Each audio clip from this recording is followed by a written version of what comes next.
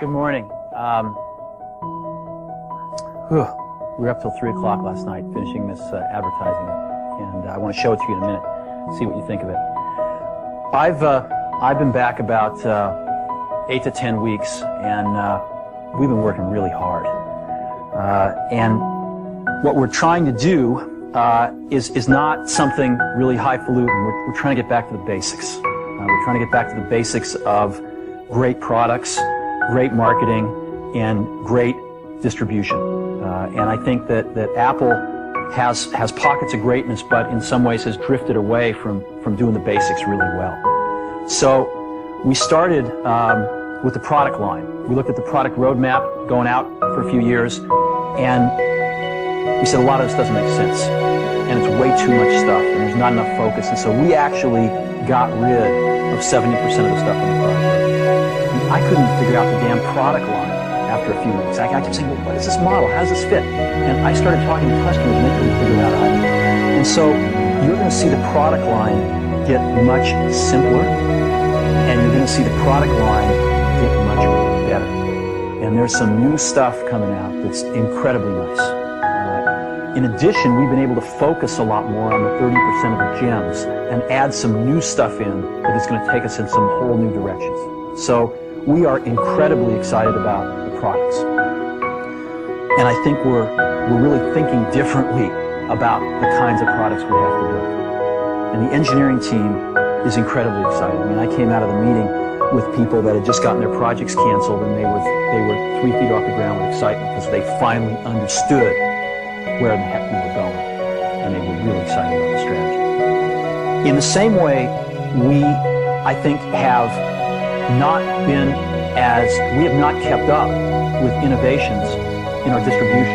Well, I'll give you an example. I'm sure it was talked about this morning, but we've got anywhere from 2 to 3 months of inventory in our manufacturing supplier pipeline, and about an equal amount in our distribution channel pipeline. So we're having to make guesses 4, 5, 6 months in advance about what the customer wants.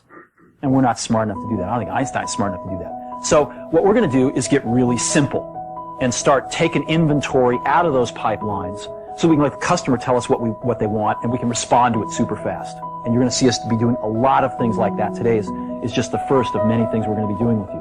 So we're going to be not only, I think, catching up to where the best of the best are in distribution, but we're going to actually be innovating and be breaking some new ground, I think, in the coming several months. And I'm pretty excited about that as well, in the distribution manufacturing side of things.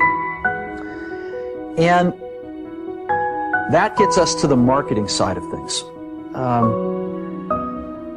To me, marketing's about values. This is a very complicated world. It's a very noisy world. And we're not going to get a chance to get people to remember much about us. No company is. And so we have to be really clear on what we want them to know about us.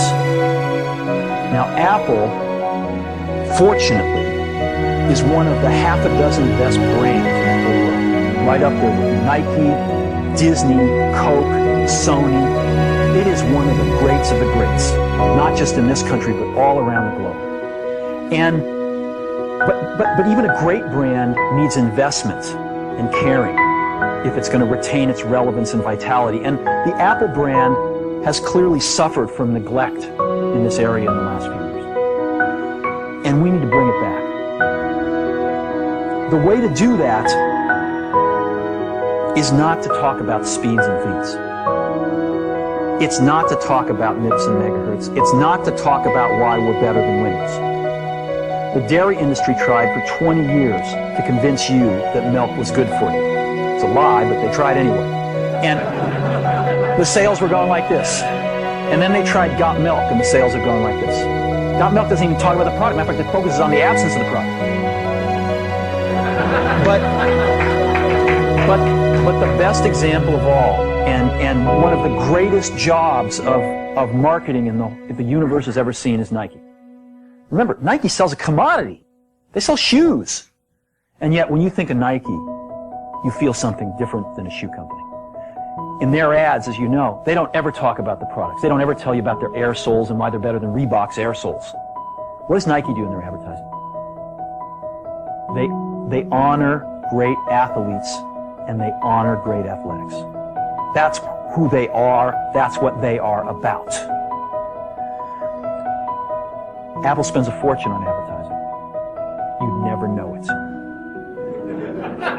You'd never know it. So, when I got here, Apple just fired their agency. They were doing a competition with 23 agencies that, 4 years from now would have picked one. And we blew that up, and we hired Chiat, the ad agency that I was fortunate enough to work with years ago. We created some award-winning work, including the commercial voted the best ad ever made in 1984 by advertising professionals. And we started working about 8 weeks ago. And the question we asked was, our customers want to know who is Apple and what is it that we stand for? Where do we fit in this world? And what we're about isn't making boxes for people to get their jobs, although we do that well. We do that better than almost anybody in some cases. But Apple's about something more than that. Apple, at the core, its core value, is that we believe that people with passion can change the world for the better. That's what we believe. And we've had the opportunity to work with people like that. We've had an opportunity to work with people like you, with software developers, with customers who have done it in some big and some small ways. And we believe that in this world, people can change it for the better. And that those people that are crazy enough to think they can change the world are the ones that actually do. And so what we're going to do in our first brand marketing campaign in several years is to get back to that core value. A lot of things have changed. The market's a totally different place than it was a decade ago. And Apple's totally different, and Apple's place in it is totally different. And believe me, the products and the distribution strategy and the manufacturing are totally different, and we understand that. But values and core values, those things shouldn't change. The things that Apple believed in at its core are the same things that Apple really stands for today. And so we wanted to find a way to communicate this. And what we have is something that I am very moved by. It honors those people who have changed the world. Some of them are living, some of them are not. But the ones that aren't, as you'll see, you know that if they've ever used a computer, it would have been you. And the theme of the campaign is Think Different. It's the people, honoring the people who think different and who move this world forward. And it is what we are about. It touches the soul of this company. So I'm going to go ahead and roll it, and I hope that you feel the same way about it I do.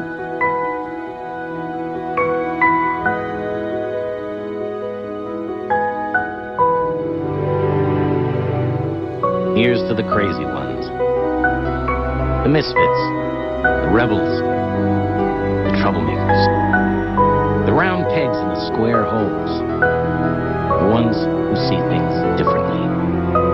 They're not fond of rules, and they have no respect for the status quo. You can quote them, disagree with them, glorify or vilify them. About the only thing you can't do is ignore them. Because they change things. They push the human race forward.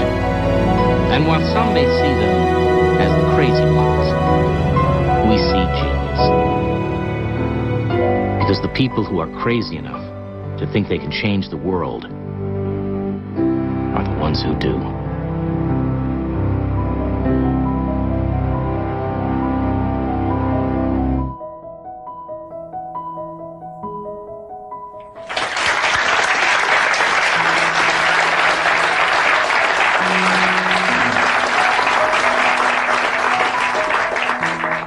So that puts it out there. That puts us out there saying, this is who we are. This is what we stand for. I don't know, do you like it? Yeah. Good. I know that some people will criticize us for, not talking about all those things about why we have better plug and play. But we've got to let people know who Apple is and why it's still relevant in this world. And I think this will do a pretty good job. We are breaking this campaign this Sunday in a rather poetic way. The Wonderful World of Disney is restarting on ABC, and the first thing they're showing this Sunday night, I believe it's at 7 o'clock, is the network premiere of Toy Story. And we're going to have two 60-second spots. This commercial will run twice, once in the first hour and once in the second hour. We are then going to break some newspaper ads in the Journal, the Times, the Mercury, the Examiner, USA Today, really stating the manifesto, the words. And then I'm going to show you what's going to break within 2 weeks. We've got some phenomenal print. This ad will run throughout most of October on television. And we're breaking some phenomenal print within a few weeks, mostly on the back covers of magazines, some on the inside. We've got some incredible billboards, and we're even painting some giant walls in about 5 or 6 major cities.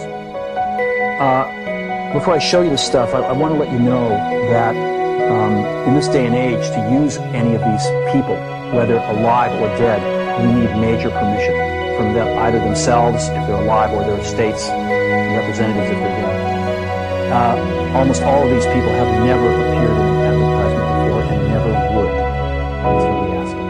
And I got permission from Yoko Ono a few days ago to use John. And it's been an incredibly moving experience for me that these people, both living and dead, their estates, have felt so strongly about Apple that they were willing to let us do this. I don't think there is another company on earth that could have done this campaign. And that to me is something very special. So I got a videotape here of some of the print and the outdoor stuff, and if we could just run that, I want you to get a feel for that.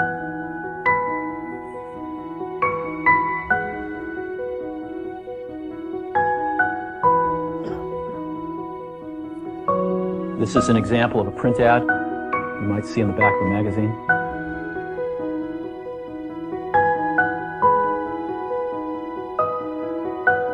This was an image owned by Time Warner that they've never released before. Martha Graham.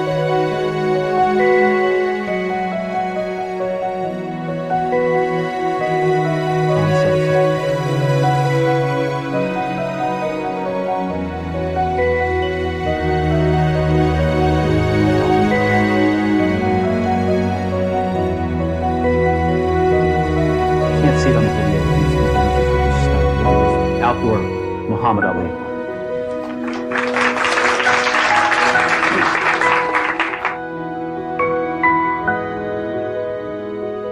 All this stuff is going up in the next 2 weeks.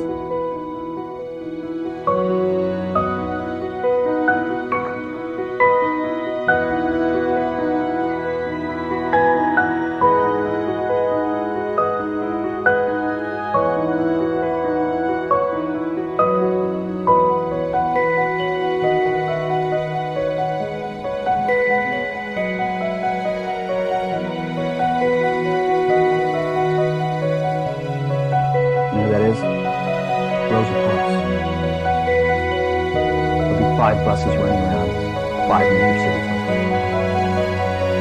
So that's what we're doing.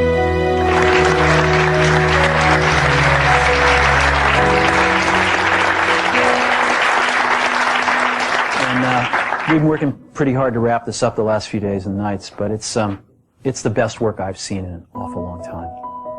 I think it's the best work Apple's ever done.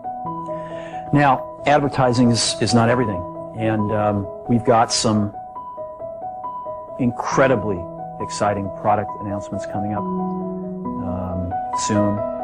some incredibly exciting things in general are going to be happening over the next 90 to 120 days. And I really deeply appreciate all of the commitment that's in this room and with the people not in this room to turning this company around. This company's absolutely going to turn around. As a matter of fact, I think the question now is not, can we turn around Apple? I think that's the booby prize. I think it's, can we make Apple really great?